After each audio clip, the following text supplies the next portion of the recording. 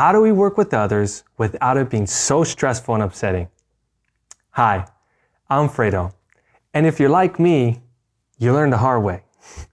But eventually I did figure it out and have simplified how to work with others in any area of life through 5 easy to follow steps that are foolproof. Are you interested? Come along.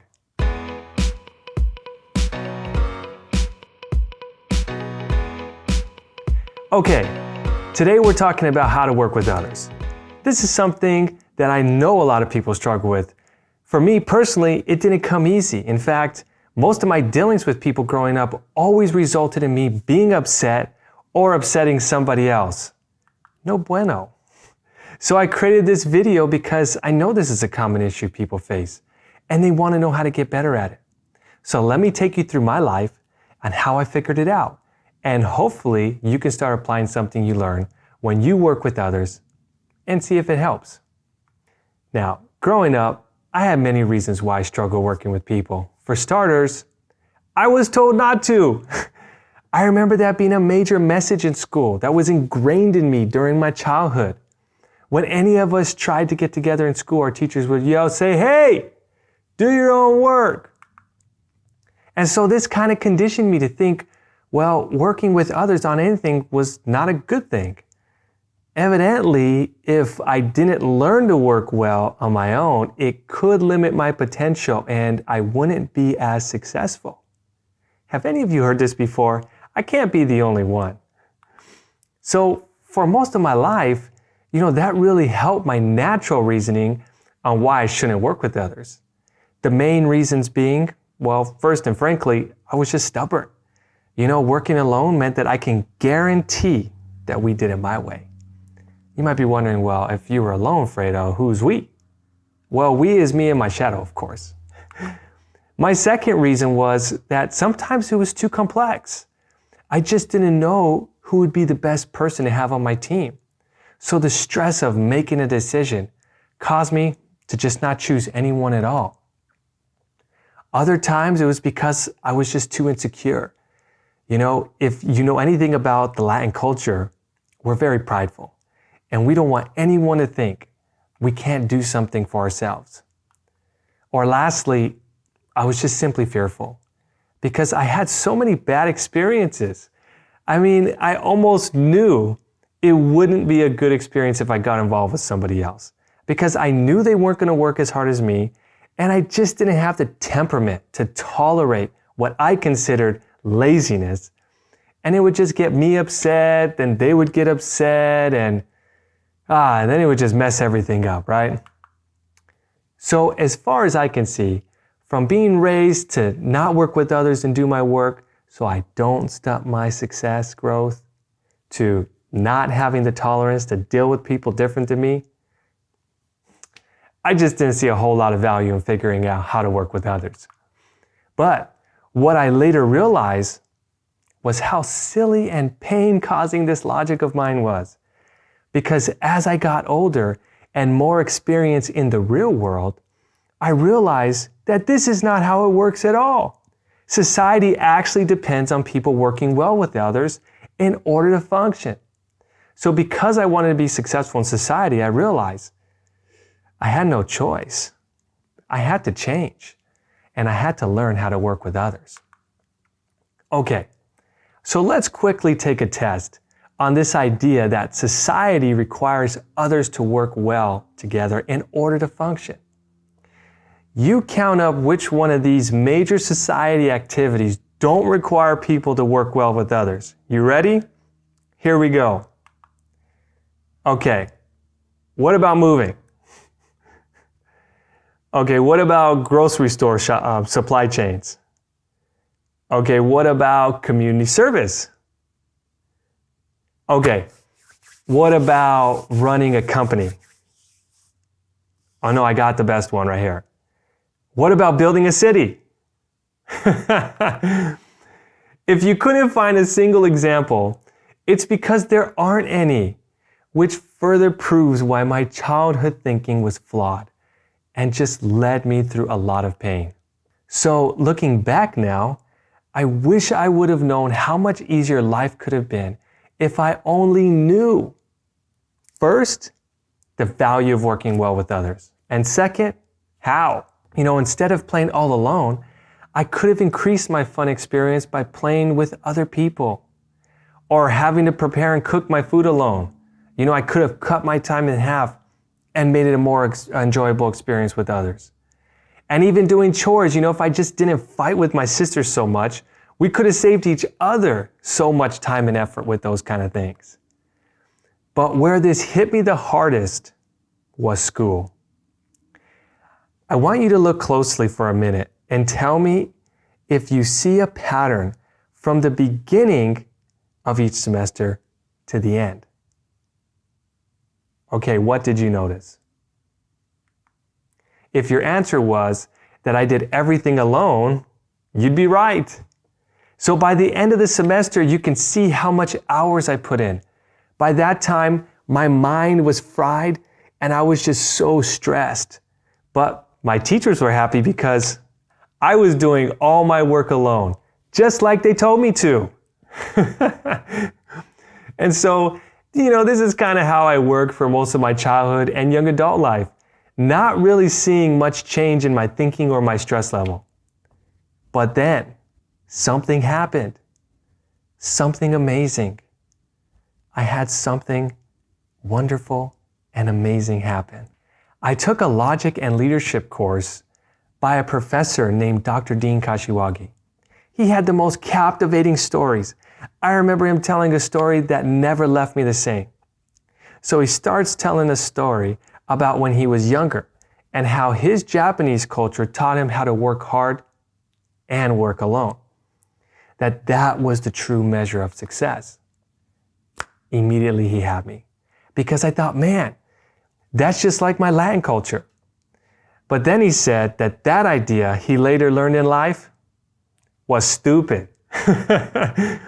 He told us how during his time in college while pursuing an engineering degree, just how hard it was and how he was failing because he worked alone. Then he meets this guy who invites him to his dorm room to study, and so being desperate, he goes. So he shows up and he sees a few people in the room, and they're like creating codes with their feet or something to help each other pass the tests. And so he goes and talks to the guy. He tells him, "Isn't that cheating?" And the guy says, "Well, whatever it is, it's helped me because without it, I'd be failing engineering."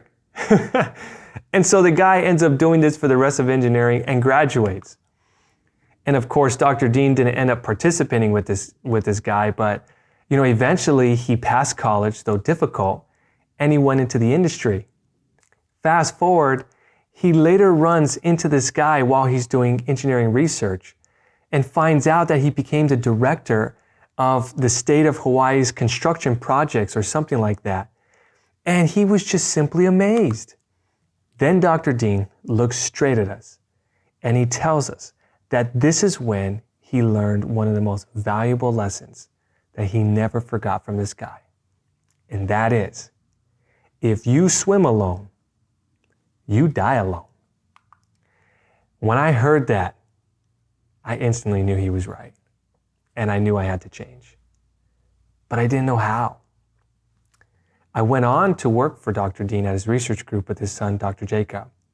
During my master's degree, I wanted to learn how to make my life easier, how to make it less stressful by learning how to work with others. And so that's what I did.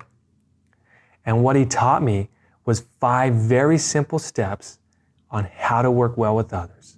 It was easy to understand, but very difficult to do. And so it took me some time to change and become better at applying the steps, but it was important enough for me at this stage in my life to try. And eventually, I did get really good at it. And so now I'm going to teach you. Step 1, you have to know yourself and what you're good and not good at. Step 2, you have to know the same thing about the other people you're working with. So getting to know the people around you is really important because how else are you going to figure that out? Step 3, know where you're headed. and what you're trying to accomplish. Without a vision, it's like you're running in place, right? You're doing a lot, but you're getting nowhere in a hurry. Step 4, identify the people you are working with and align everyone's strengths with their efforts. And finally, step 5, track your team's performance to make sure you're accomplishing what you want. This can be done through a schedule that has dates, action items, who's responsible, and measurements of success. To give you a simple example, okay, here you got Cap. He knows what he's good at. He's a leader. Then he meets others and figures out what they're good at. Then he looks ahead and he sees what he's trying to accomplish. In this situation, it's to save humanity from one of these outer space leviathans and not have himself or his team die in the process. He knows just the right person on his team to take care of that heavier lifting. He looks up. Yep. Tracks that Hulk smash did the job that he was supposed to at the right time when he was supposed to do it. Yep. Total success. Now, time to relax and eat burgers.